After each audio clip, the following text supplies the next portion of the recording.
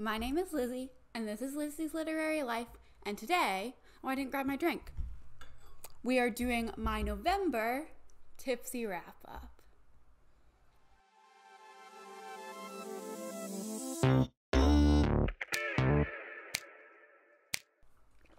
So, happy December, happy Christmas. I have so many videos to edit, so I don't know when this is going to go up, but you're seeing it eventually. I'm drinking Chardonnay.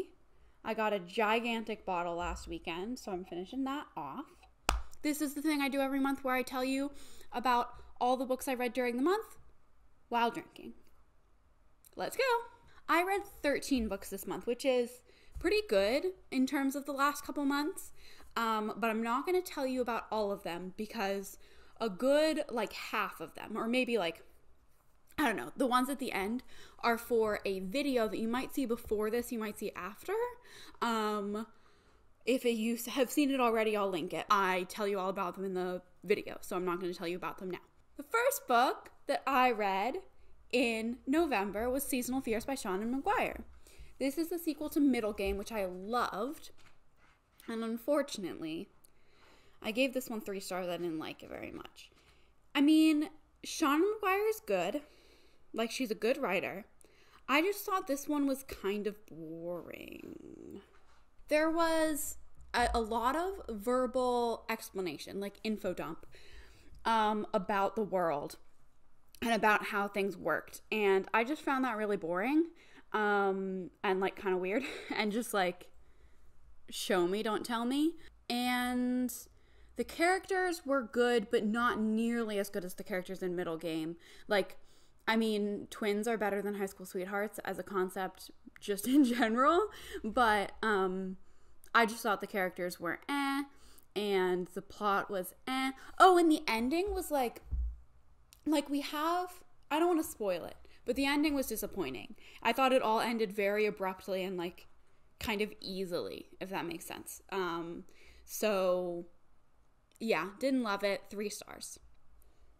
Next, I read The Book of Cold Cases by Simone St. James, which I'm not going to tell you about because it's in the vlog. I have to film a clip for it, but I'm not going to tell you about it now.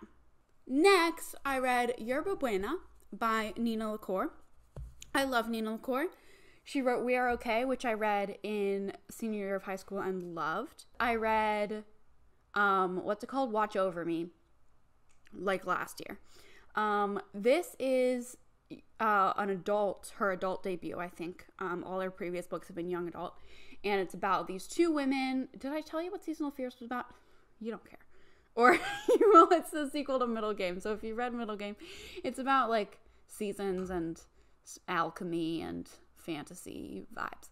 Anyway, Yearbook Buena is about 2 women. It's they don't meet until 50-60%, but you follow them from when they're teenagers all through until they meet in their late 20s. They have very distinct backgrounds and very interesting backgrounds, and then when they meet, it's so satisfying, and they end up in a relationship, and lots of things happen. It's a literary, contemporary, not really romance, but there is a romance novel. And I loved this book. I gave it 5 stars, and it's a lower 5-star than the one I'm about to talk about in a moment, but I loved it. I thought the writing was really beautiful and the characters were really strong, and it was so satisfying when they got together. And I think in terms of theme, that it talked about a lot of different things, and I think it did all of those things pretty well. So yeah, I don't really have a ton to say about this. This was for the Shelf This Book Club for November, which is hosted by Is Bailey Reading. She'll be linked below. But I really liked this book. I really like Nina LaCour's writing. I think she does a really good job, and I'd be interested to read her backlist, actually. Even though they're YA, I would love for her to write another adult novel, but I would love to read her YA backlist as well. And then I read Northanger Abbey by Jane Austen. I read most of Jane Austen's novels all in a row on audio while I was doing my paper route in high school. I liked them, but they all really, besides Pride and Prejudice, they all really blur together, and I can't really remember which one's which. So I'd be interested to reread some of them. But this one was one I didn't get to. It's about typical Jane Austen stuff. It's about, what's her name? Catherine Morland or something, who is spending the summer in Bath. And it's like about the people she meets and the shenanigans she gets into. I thought it was so funny. I think Jane Austen is really funny. And yeah, I thought it was good. I gave it 4 stars. I think it was just a very solid Jane Austen, and I like Jane Austen, and that's kind of all I have to say about it. I was listening to it in the car on the way to Boston, and I was like laughing out loud because I just think she's so funny. And next, I read Babel by R.F. Kuang, which, if you've seen my World Cup video, which I think will be out before this, I have no idea. I have so many videos to edit. I loved this book. If you saw the World Cup video, you'll know that I loved this book. This is a dark academia fantasy set in Oxford, historical 1830s, about this boy named Robin Swift who is born in China and grows up there until he's like 12, and then his family dies of cholera, and he's taken by this mysterious professor to England to study languages, and then he eventually goes to Oxford to study languages and translation. And in this universe, translation and language and silver make up the magic system. And so he's like basically kind of training to be like a magician, sort of.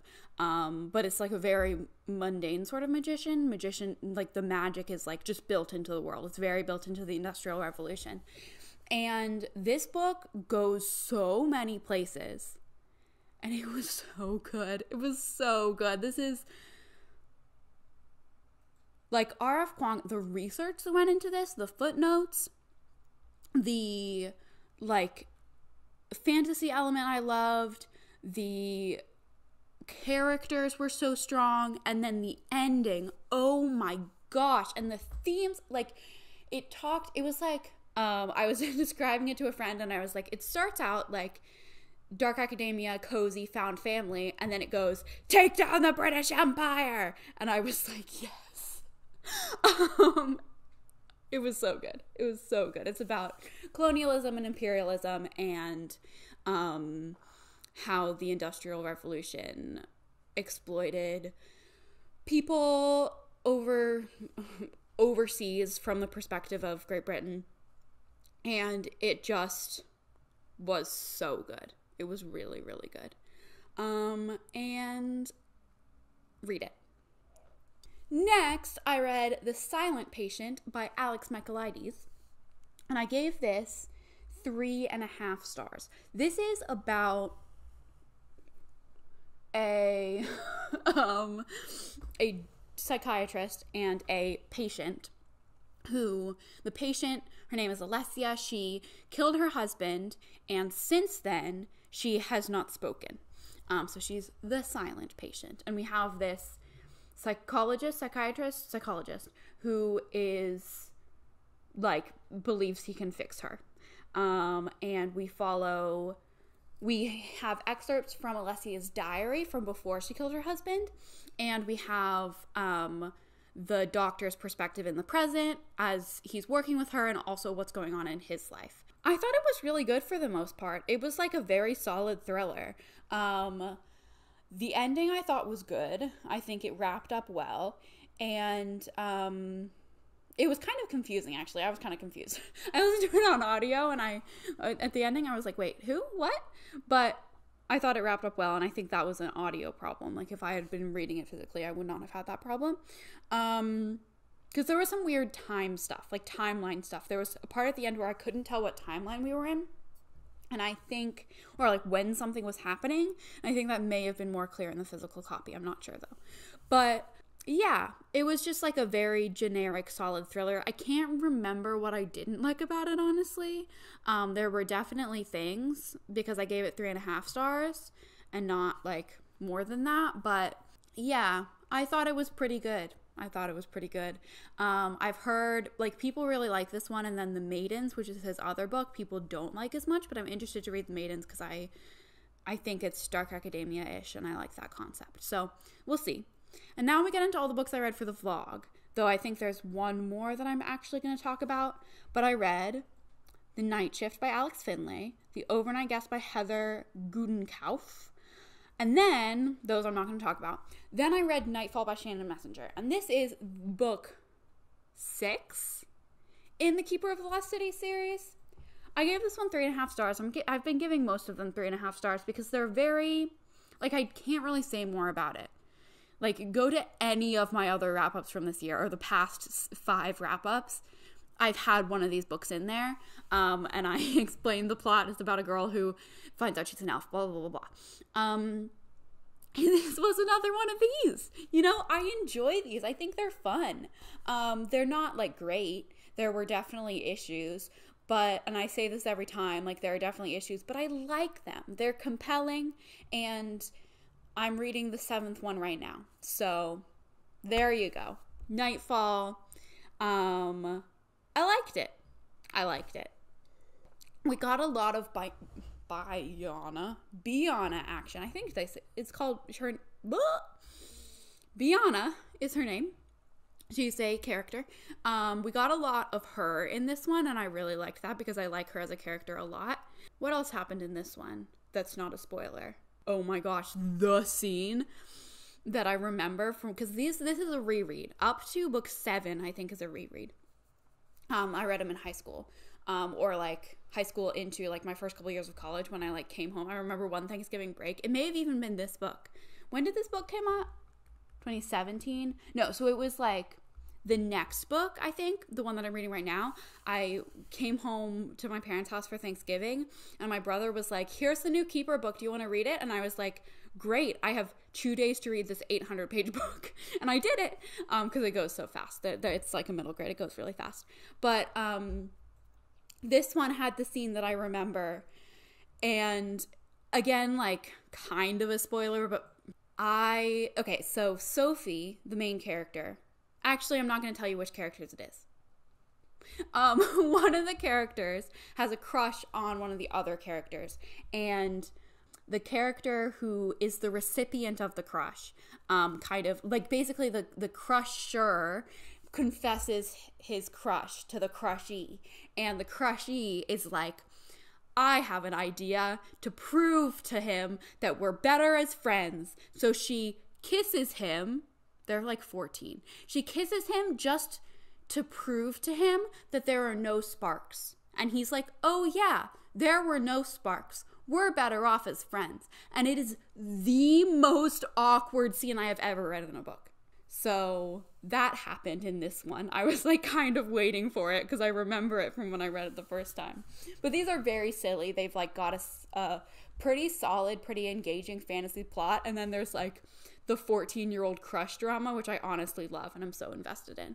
So, yeah, that was this one. And I think that's the last one I'm actually going to talk about because I also read A Flicker in the Dark by Stacey Willingham, The Golden Couple by Greer Hendricks and Sarah Pekkanen, Jackal by Erin E. Adams, and All Good People Here by Ashley Flowers, and those are all for the vlog. So, that's that then. If the vlog's not already out, look out for it, because if it is, watch it. It'll be linked again. Or it'll be linked earlier. I don't know if I can link the same video twice. Probably I can. It'll be linked again. I think it's this corner. And you should watch it because I read like a lot of books for it and worked really hard on it. And if it's not out yet, look out for it because I read a lot of books for it and I worked really hard on it. So, yeah. My November, besides reading, was like, ooh, because, you know. Anyway, that was cryptic. I am gonna go now. Tell me how your November was, reading or otherwise. And I'm excited for all the books I'm gonna read in December. So, happy whatever day it is.